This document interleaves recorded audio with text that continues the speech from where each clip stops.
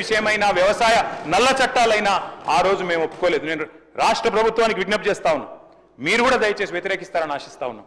ఎందుకంటే వారు పెట్టే ఈ నిబంధనలు మంచిది కాదు అధ్యక్ష.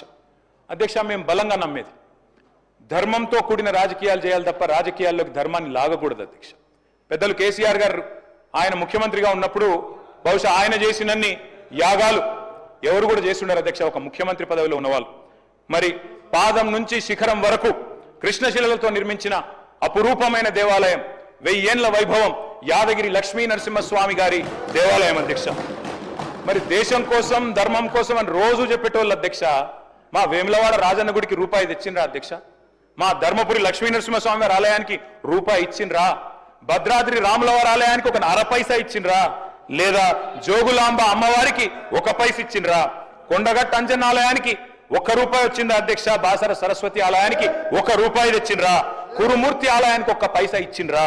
అందుకే అంటున్న అధ్యక్ష, నేను అడగాలే, అడగకపోతే స్పందించరు. సమ్మక్క సారక్క జాతర అధ్యక్ష, ప్రపంచంలోనే అతిపెద్ద గిరిజన జాతర. అద్భుతంగా మేమున్నప్పుడు నిర్వహించాం, మీరు కూడా నిర్వహిస్తారని ఆశిస్తున్నాం అధ్యక్ష. సమ్మక్క సారక్క జాతరకు జాతీయ హోదా ఇవ్వాల్సిన అవసరం లేదా? మహాకుంభమేళాకేమో ఇవాళ కేంద్ర ప్రభుత్వం 2100 కోట్లు ఇచ్చింది అధ్యక్ష ఉత్తరప్రదేశ్ రాష్ట్రానికి, 2100. అదే మరి మనకు ఒక 21 రూపాయలు కూడా ఇచ్చేందుకు మనసు లేదా? మరి ఎందుకు అధ్యక్ష వాళ్ళని అడగొద్దు? అందుకే అంటా ఉన్న అధ్యక్ష, అడగాలి, అడిగితేనే మరి అమ్మైనా అన్నం పెడుతుంది అధ్యక్ష. అధ్యక్ష, 5 ట్రిలియన్ ఎకానమీ అని పిఎం అంటున్నారు, మరి మన సీఎం ఏమో 1 ట్రిలియన్ ఎకానమీ అంటున్నారు. 1 ట్రిలియన్ ఎకానమీ అంటే ఏంటిది అధ్యక్ష? భట్టి గారు కూడా బడ్జెట్ స్పీచ్లో చెప్పినారు, డిప్యూటీ సీఎం గారు. $1 ట్రిలియన్ అంటే అధ్యక్ష ఇవాళటి ధరల్లో తీసుకుంటే 88 లక్షల కోట్ల అధ్యక్ష.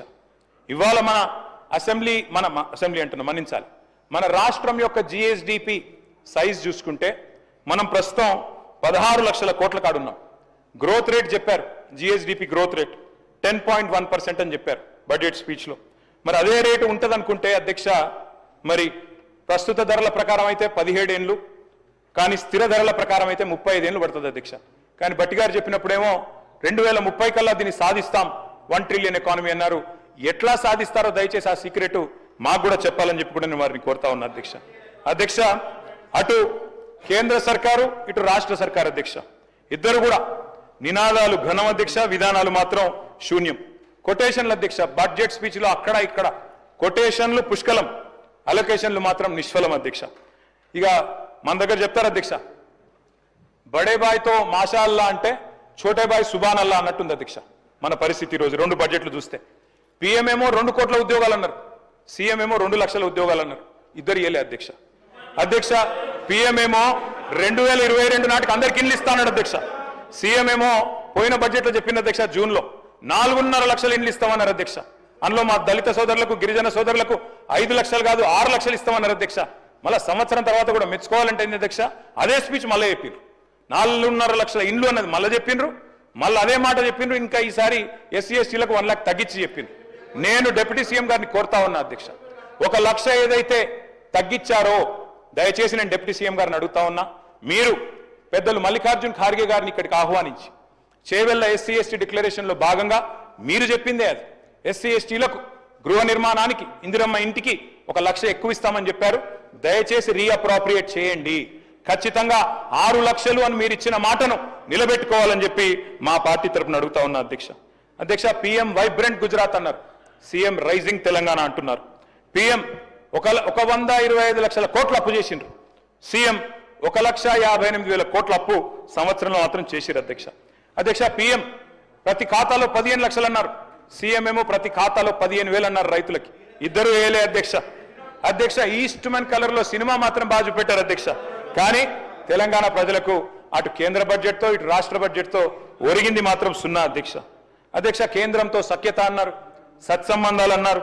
మరి నేను అడుగుతా ఉన్నా అధ్యక్ష, ఈ సఖ్యతతో సత్సంబంధాలతో ఏం సాధించారో కూడా దయచేసి మీరు చెప్పండి, రాష్ట్ర ప్రజలకు వివరించండి అని చెప్పి కూడా నేను కోరుతా ఉన్నా అధ్యక్ష.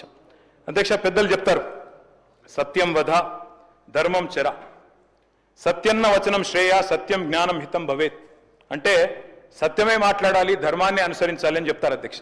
కానీ మరి లోకంలో అసత్యం అబద్ధాలు విజృంభిస్తున్నప్పుడు, హడ్డు అదుపు లేకుండా విచ్చలవిడిగా చెప్తున్నప్పుడు మౌనంగా ఉంటే అధ్యక్ష మనం కూడా అన్యాయం చేసిన వాళ్ళం అవుతాం. నిజం నిలకడ మీద తేలుతుంది అనుకుంటే మరి అందరం మునుగుతాం అధ్యక్ష.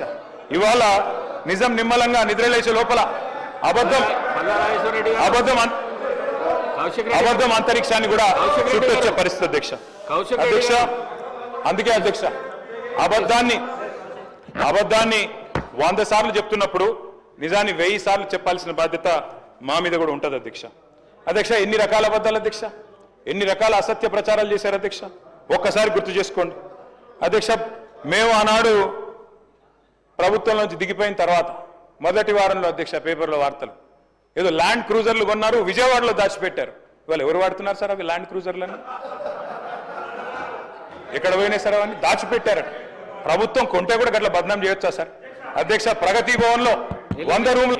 మినిస్టర్ గారు సార్ ఒక్క నిమిషం సార్, ఆయన బ్రేక్ ఇస్తా ఉన్నాము. మా ప్రభుత్వం వచ్చిన తర్వాత ల్యాండ్ క్రూజర్ కొనాలని కూడా ఆలోచన చేయలేదు అధ్యక్ష. కానీ వారు ల్యాండ్ క్రూజర్ రాబోయే 10-15 సంవత్సరాలు 20 సంవత్సరాలు మేమే ప్రభుత్వంలో ఉంటామని, మాకే ఈ ల్యాండ్ క్రూజర్లు ఉండాలని ఆలోచన చేసిన అధ్యక్ష. ప్రజలేం ఆలోచన చేసిండ్రు? ఈరోజు ఏ వాహనాలైనా